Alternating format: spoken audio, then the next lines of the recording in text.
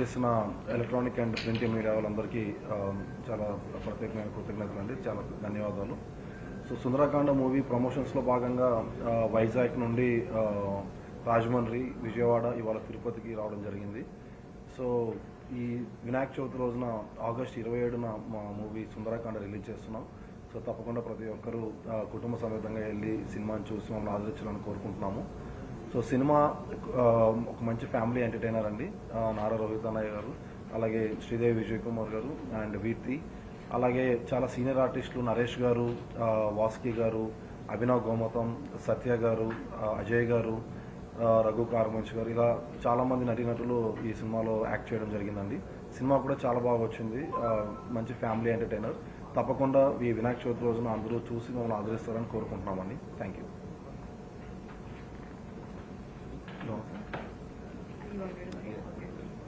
Hello అండి, అందరికీ నమస్కారం. మా ఫిల్మ్ అవుతుంది 27th ఆగస్ట్కి. This film is very close to my heart. We all have put in lot of hard work into this film, so please go out, watch this film, and we are more than grateful for all the love that you guys have been showing towards our trailer and our songs. So thank you so much for all the love. So please go out and watch our film. Thank you.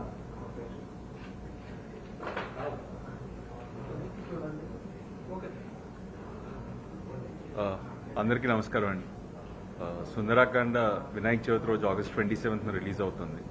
So ఇది వెంకటేష్ అని first time director అండి, but తను చాలా బాగా తీశాడు. And చాలామంది ఆర్టిస్టులు ఉన్నారు ఈ సినిమాలో. నరేష్ గారు, సత్య, వాసుకి గారు, శ్రీదేవి గారు, వీర్తి అండ్ అభినవ్ గోమతం, అజయ్ అండ్ రఘు ఉన్నారు. సో ఇట్స్ హోల్ ఫ్యామిలీతో పాటు హ్యాపీగా వెళ్ళి చూసే ఒక entertaining film. Romantic comedy genre కింద వస్తుంది. అండ్ నేను చాలాసార్లు చెప్పాను, మీకు తెలుసు ఏంటంటే ట్రైడ్ డిఫరెంట్ జానర్స్, రకరకాల కథలు ట్రై చేశాను. సో సోలో అనే సినిమా చేశాను, ఒక ఫ్యామిలీ ఎంటర్టైనర్. దాని తర్వాత జోచిస్తానంద, బట్ తర్వాత ఎప్పుడు ఎక్కువ సీరియస్ సినిమాలు చేశాను. బట్ దిస్ టైం మళ్ళీ ఒక రొమాంటిక్ కామెడీ ట్రై చేస్తున్నాను. సో ఇప్పటివరకు ట్రైలర్కి, సాంగ్స్కి ఇచ్చిన అప్రిసియేషన్కి చాలా థ్యాంక్స్. అండ్ డెఫినెట్గా హ్యాపీగా ఫ్యామిలీతో వెళ్ళి ఒక 2 hours ఎంజాయ్ చేసి మీరు హ్యాపీగా రావచ్చు. సో ఆగస్ట్ 27న ఈ సినిమా రిలీజ్ అవుతుంది. సో మీరు అందరూ తప్పకుండా చూస్తారు, చూసి మమ్మల్ని ఆశీర్వదిస్తారు.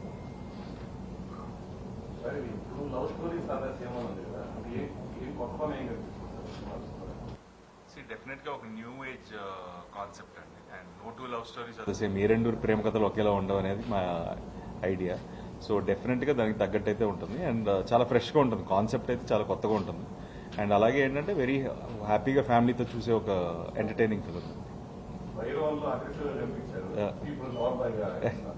నో డిఫరెంట్ జానర్స్ అండి. అంటే కథ నచ్చినప్పుడు మనం రకరకాల పాత్రలు చేయాలి. సో అలాగే ఈ సుందరకాండ వెంకటేష్ గారు చెప్పినప్పుడు చాలా ఇంట్రెస్టింగ్ అనిపించింది.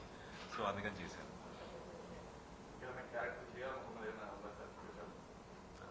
డిఫరెంట్ క్యారెక్టర్స్ అండ్ కథ ఎక్సైట్ చేయాలి. అన్నిటికంటే మెయిన్ ఇంపార్టెంట్ అయితే కథ ఎక్సైట్ చేస్తే చేస్తారు.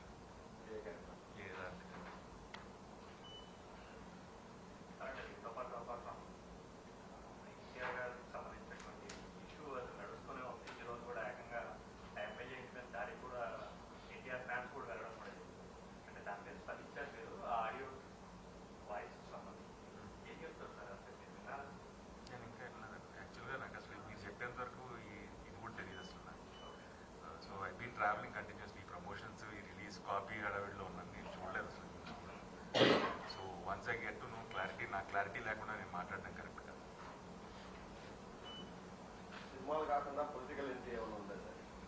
చెప్పాను కదండి, come from political family. So డెఫినెట్గా టైం వచ్చినప్పుడు నేను వస్తాను.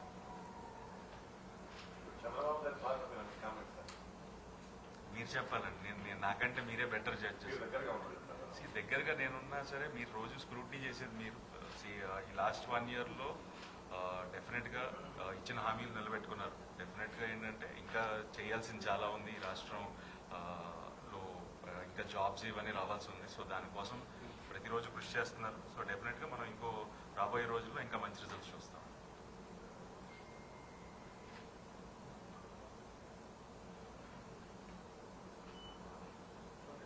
ఓకే. స్క్రిప్ట్స్ అయితే ఫైనలైజ్ చేసి ఉంచామండి. ఒకసారి సుందరాకాండ రిలీజ్ అయిన తర్వాత దాని గురించి అనౌన్స్మెంట్ చేస్తాం.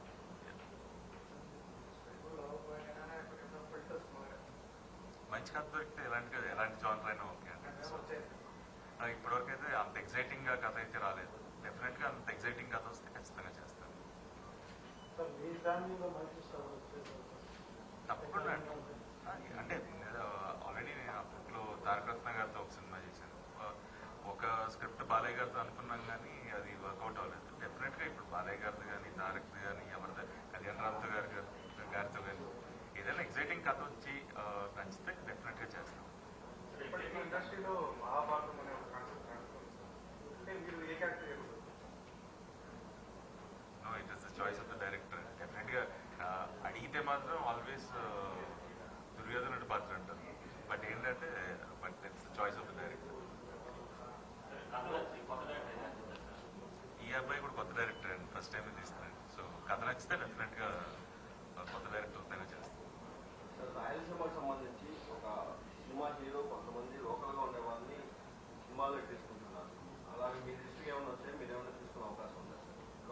లోకల్ ఆర్టిస్టులు ఏమన్నా డెఫినెట్ గా అంటే if the script requires and definite గా టాలెంట్ ఉంటే, అంటే రాయలసీమనే కదండి, అన్ని ప్రాంతాలు తెలుగువారు నిజంగా టాలెంట్ ఉండి త్రూ ద ప్రాసెస్ వాళ్ళు ఉంటే డెఫినెట్ గా తీసుకుంటాం. కథకి హెల్ప్ అవుతుంది. లేకపోతే ఈవెన్ మేము రకరకాల జానర్స్ ప్రొడ్యూస్ కూడా చేయాలనుకుంటున్నాం. సో డెఫినెట్ గా దాంట్లో అవకాశం ఉంటే తీసుకుంటాం. ఈ సినిమాలో 90% తెలుగు వాళ్ళది అందరూ.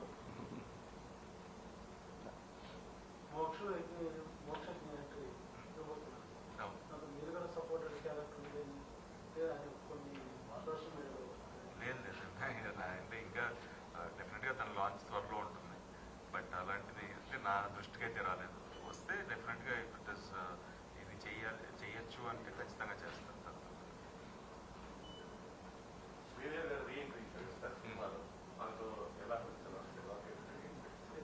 శ్రీదేవి గారికి చాలా క్రేజ్ ఉందండి జనాల్లో. ఆల్మోస్ట్ చాలా రోజులు గ్యాప్ తర్వాత టీవీలో చేశారు కానీ సినిమాల్లో మళ్ళీ ఆల్మోస్ట్ 14 years తర్వాత సుందరాకాండ చేశారు. But very happy. ఇలాంటి ఒక ఇంపార్టెంట్ రోల్ని ఆవిడ ప్లే చేయడం చాలా హ్యాపీ అండి. And it was very nice working with ఈ సినిమాలో. అండ్ అలాగే ఆవిడతో కాకుండా even other actors also. Naresh గారితో ఫస్ట్ టైం చేస్తున్నాను, వాస్కి గారితో. సో వీళ్ళందరితో పనిచేయడం చాలా బాగుంది.